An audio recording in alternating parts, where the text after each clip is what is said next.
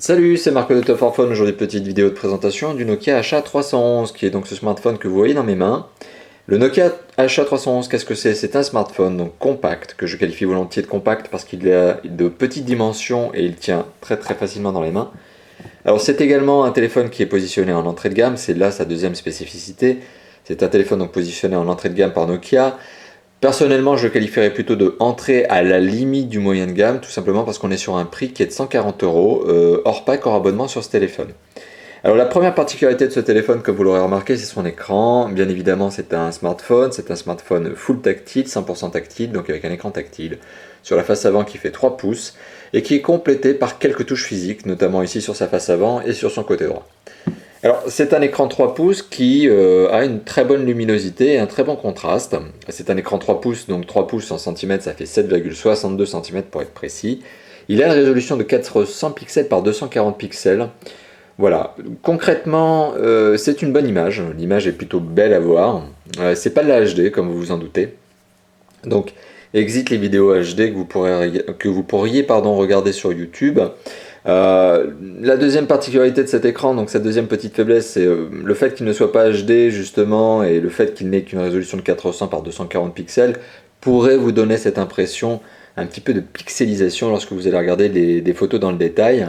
Voilà, donc côté visuel, ça rend très bien, c'est très coloré, c'est très beau, c'est très lumineux. Mais voilà, ça n'est pas de la HD. Donc pour les amateurs de HD, ça risque d'être un petit peu difficile que d'utiliser ce téléphone sur la longue parce que vous allez sentir peut-être un manque. Mais si vous n'êtes pas habitué à la HD, justement, encore moins sur un téléphone, eh bien ce téléphone pourrait tout à fait, en tout cas, vous convenir. Là-dessus, c'est un premier élément. Alors la deuxième chose sur cet écran tactile, c'est que c'est un écran tactile capacitif. C'est la meilleure des technologies grand public. C'est celle qui nécessite que vous utilisiez votre doigt sans gants pour voilà, tout simplement avoir de la saisie. Donc indiquez votre choix auprès du téléphone. Donc c'est un écran tactile capacitif. Donc qui dit capacitif dit aussi multitouch, donc il est multipoint. Autre particularité, comme c'est un capacitif, il est recouvert d'une vitre et non pas d'un film plastique que l'on pourrait avoir sur d'autres téléphones qui sont des résistifs, comme j'ai pu vous le montrer notamment récemment avec le Nokia HA306. Donc c'est une vitre, et comme c'est une vitre, elle est un peu plus rigide, un peu plus solide, et donc résistera un petit peu mieux à la rayure qu'une pourrait l'être un écran de tactile résistif. Donc ça c'est le deuxième bon point de ce téléphone. Alors tout à l'heure j'évoquais un téléphone qui est compact. Si on fait un petit tour du propriétaire, notamment des dimensions, c'est un téléphone qui fait 10 cm 6 de haut, donc 10,6 cm de haut, qui fait 5,9 cm de large et qui fait 1,3 cm d'épaisseur. Le tout pour 95 grammes seulement. Donc encore une fois de plus, c'est très compact, ça tient très bien dans la main et ça se glisse très facilement dans une poche, ça sait se faire oublier. Donc, si on fait un petit tour du propriétaire, comme je vous l'évoquais, sur sa face avant, qu'est-ce que l'on retrouve? Eh bien, on retrouve un écran tactile de 3 pouces, je vous l'ai présenté, le marquage Nokia, tout simplement, un bouton raccroché, décroché, et le bouton raccroché servant également de bouton on-off. C'est ça, c'est typiquement Nokia, notamment, en tout cas sur les deux entrées de gamme. Sur le côté droit du téléphone, on retrouve un bouton veille, qui est ici, qui permet également de sortir et de mettre le téléphone en veille, un bouton de contrôle de volume, plus-moins. Sur le dessus du téléphone, on retrouve un jack 3.5, un micro USB qui vous permettra donc de synchroniser et de charger le téléphone, et aussi un connecteur de charge spécifique Nokia, tout simplement parce que Nokia, sur ses entrées de gamme, aime bien mettre son propre petit chargeur avec son propre petit format qui est celui-ci. Donc ça c'est le format propriétaire Nokia de charge. Donc bien évidemment le chargeur est fourni avec le téléphone dans la boîte, hein.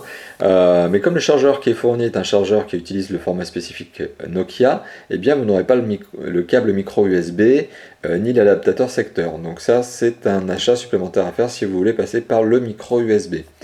Mais bon, dans l'absolu, vous pourrez très bien recharger avec le chargeur fourni. Sur le côté droit, il n'y a rien. Et à l'arrière du téléphone, qu'est-ce que l'on remarquera? On remarquera donc un capteur photo qui n'a pas de flash LED. Donc c'est un capteur photo basique, on va dire, mais qui fait 3,2 mégapixels et qui prend des photos, on va dire, de qualité convenable. Voilà, c'est des photos, ce que j'appelle des photos correctes, des pannes. On a aussi un marquage Nokia et un marquage Nokia 311. Ce qui est assez, d'ailleurs, petite parenthèse assez surprenant, c'est que Nokia ne met pas Nokia HA311 à l'arrière, ni HA311, mais Nokia 311. Bon, voilà, ça c'était la petite parenthèse. Et donc ce téléphone, vous l'aurez remarqué, est en bicolore, puisque vous avez une couleur blanche qui est complétée d'une couleur beige chrome, beige aluminium, pardon. qui se retrouve sur la partie basse du téléphone. Donc c'est un téléphone qui est également, il faut le savoir, disponible en plusieurs coloris. Donc il y a du noir, il y a du blanc, il y a du rose et du bleu. Donc il est disponible en plusieurs coloris, 4, donc comme je viens de vous l'indiquer. Alors, pour le reste, qu'est-ce que comporte ce téléphone? Côté performance notamment. Alors, ce téléphone, il embarque un processeur, bien évidemment, tous les smartphones aujourd'hui en embarquent. C'est un processeur qui n'est pas mauvais d'ailleurs, c'est un processeur simple cœur 1 GHz, là où d'autres moyens de gamme ont encore des processeurs à 800 MHz. Donc on est sur un processeur qui est sympathique, qui est épaulé par 256 MO de mémoire vive, donc de RAM. Donc concrètement, qu'est-ce que ça permet? Eh bien ça permet de faire fonctionner toutes les applications de type utilitaire, Facebook, Twitter, toutes les applis de base que vous pourriez avoir. Mais ça permet également de faire fonctionner certains jeux 2D. Et ça tombe très bien parce que Nokia a prévu l'ajout de certains jeux 2D. Donc il y a des jeux 2D de base qui sont installés dans ce téléphone. Donc c'est déjà une bonne note. C'est-à-dire que vous allez pouvoir commencer à jouer avec ce téléphone. Et notamment il y a un très très bon petit jeu qui s'appelle Angry Birds et qui est disponible en gratuit sur ce téléphone. Voilà. Donc là je le lance tout simplement. Voilà, Angry Birds. Donc on va attendre qu'il se charge. Voilà, donc la charge est très rapide, ce qui prouve qu'en termes de vitesse processeur et vitesse de RAM, on est pas mal loti. Là où il y a des téléphones qui peuvent mettre jusqu'à 45 secondes à ouvrir Angry Birds, ce que j'ai eu l'occasion de vous montrer récemment, eh bien sur ce téléphone, Angry Birds ne met que quelques secondes à s'ouvrir. Donc très très très positif. Donc là voilà, vous avez vu un petit panneau justement qui me proposait de créer mon compte Nokia. Donc bon, j'exite la création du compte Nokia, je passe directement sur le jeu Angry Birds. Voilà, donc vous aurez remarqué que je suis au premier panneau du jeu. Celui-là, je l'ai remis à 0. Voilà. Donc l'image, vous voyez, malgré tout, malgré cette petite résolution qui peut être un peu faible, comme je vous l'ai évoqué tout à l'heure, possède quand même une très très bonne qualité. C'est même assez bluffant pour un écran de cette taille, et même avec cette résolution, d'afficher une image aussi belle. Moi, je suis plutôt bluffé par la qualité d'image d'ailleurs. Voilà. Donc ça c'était pour vous montrer Angry Birds, donc qui s'ouvre sans aucun problème et qui fonctionne à merveille d'ailleurs, qui montre un très très beau rendu visuel. Voilà. Donc côté multimédia aussi, puisque ça complète aussi cette notion de performance que je vous évoquais avec le processeur et la mémoire vive.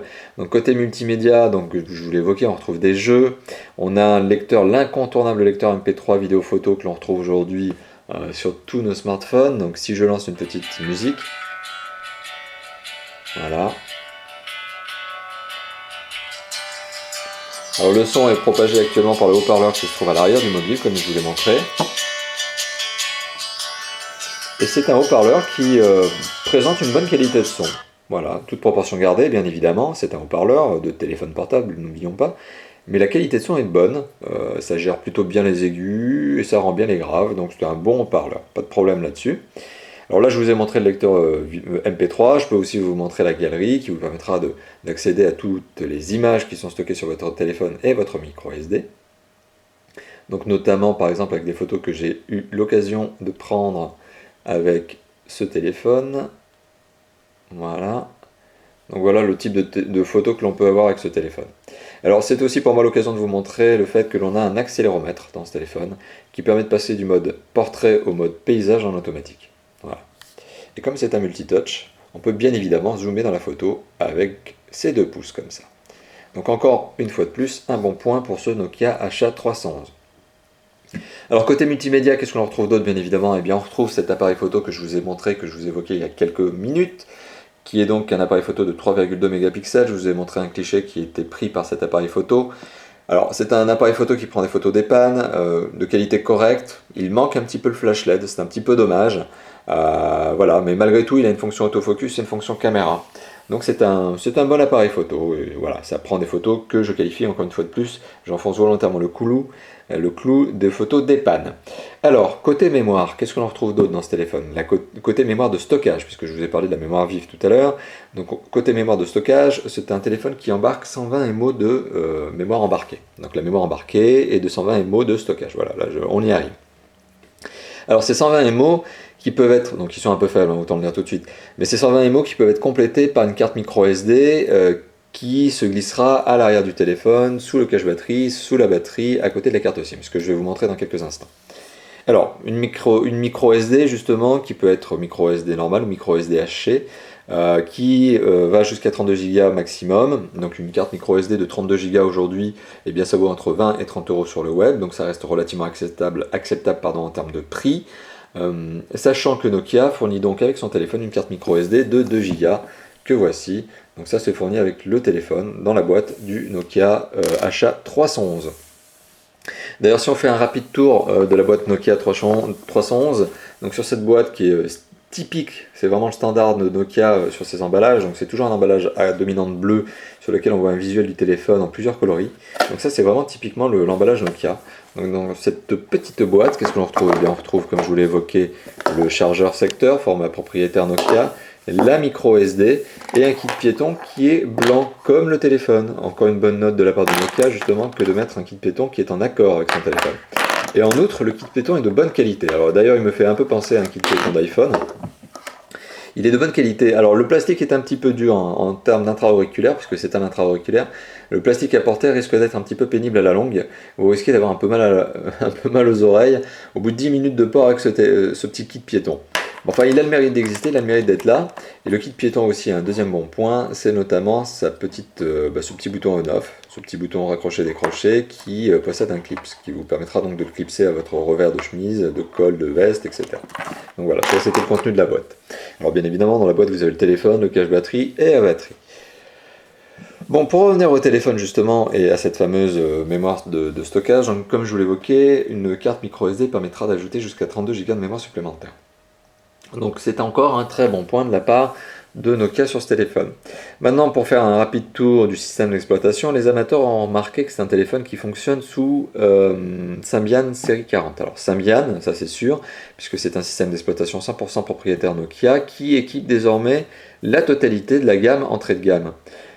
Donc la totalité des entrées de gamme de Nokia aujourd'hui sont équipées de Symbian. Ça c'est le premier point aujourd'hui, parce que tout simplement, ça c'était encore une petite parenthèse, chez Nokia, les moyennes de gamme et les hauts de gamme sont désormais équipés de Windows Phone. Bon. Alors on est sur un Symbian qui, il y a quelques années, était encore un système d'exploitation jugé haut de gamme, puisqu'il équipait des téléphones type Nokia E72, qui étaient des téléphones qui étaient positionnés moyen haut de gamme. Donc on est sur un système d'exploitation qui, il y a quelques années, était positionné en haut de gamme, alors, avec lequel j'étais très critique. Il faut savoir que Symbian, à l'époque, il y a encore quelques années, avait le don de m'horripiler tout simplement parce qu'il n'était pas très ergonomique, déjà pas très beau, et surtout très très mal classé. Alors ça a été complètement retravaillé, aujourd'hui on se retrouve avec du Symbian série 40 qui est plutôt beau, les icônes sont bien travaillées, elles sont belles, c'est lumineux, c'est beau, les couleurs sont belles, et c'est bien classé. Donc c'est-à-dire qu'on arrive à s'y retrouver enfin, on arrive enfin à naviguer bien dans le menu, et à facilement accéder à ces fonctions type agenda, type répertoire, type lecteur MP3, type navigateur internet, etc. Enfin, on arrive à se débrouiller avec ce Symbian série 40. Donc pour moi, c'est encore un bon point. Alors un Symbian série 40 qui de base possède un certain nombre d'applications, donc notamment je vous évoquais du Twitter, du Facebook, donc il y a certaines applications qui sont des applications de base qui sont dans le téléphone, on a de la calculatrice, on a de la radio FM, on a du Maps, enfin en tout cas ici ça s'appelle Carte, c'est Nokia Carte qui est l'équivalent d'un Google Maps par exemple, et qui vous permet de connaître votre localisation, et alors non pas d'avoir une application GPS, ça n'est pas une application GPS, c'est une application carte, donc c'est statique, mais ça vous permettra de savoir où vous vous trouvez, avec une précision généralement d'à peu près 10 à 20 mètres. Donc ça c'est à peu près la précision de ce téléphone. Donc on retrouve de l'agenda, et on retrouve un store, donc un Nokia Store qui est l'ancien Ovi Store. Donc le Nokia Store désormais, c'est l'espace de téléchargement d'applications de Nokia. C'est ce que vous pourrez utiliser donc notamment pour télécharger tout ce qui est jeux, applis utilitaires ou applis de divertissement. Voilà, donc c'est le Nokia Store, et qui vous permet donc de télécharger, comme je vous l'évoquais, des applications qui peuvent être, attention, gratuites ou payantes, bien évidemment. Alors ça, c'est le panneau de menu que je vous ai montré. Mais à côté de ce panneau de menu, qu'est-ce que l'on a? On a bien évidemment la fonction appel. Alors vous voyez, je slide de gauche à droite pour accéder à ces différents panneaux. On en a trois. Donc on a le panneau de menu, le panneau avec toutes les fonctions du téléphone. On a le panneau d'appel, avec la gestion des appels, la composition du numéro, le journal des appels, etc. Et si on slide encore, on a un autre menu. Alors ça, c'est le panneau d'accueil général en fait, sur lequel on peut ajouter des icônes, supprimer des icônes. Donc il est personnalisable, il peut être widgetisé. Donc c'est encore un bon point. Et vous voyez, si je scrolle, je peux scroller à l'infini entre les 3 panneaux. Et finalement, encore, c'est bien classé, puisque finalement, on a un panneau d'accueil, qui est celui-ci, un panneau d'appel, donc c'est pas mal pour un téléphone quand même d'avoir un panneau spécifique appel, et un panneau menu. Donc encore une fois de plus, encore un bon point pour ce téléphone. Alors vous l'aurez remarqué, j'encense pas mal ce téléphone, j'encense pas mal Nokia.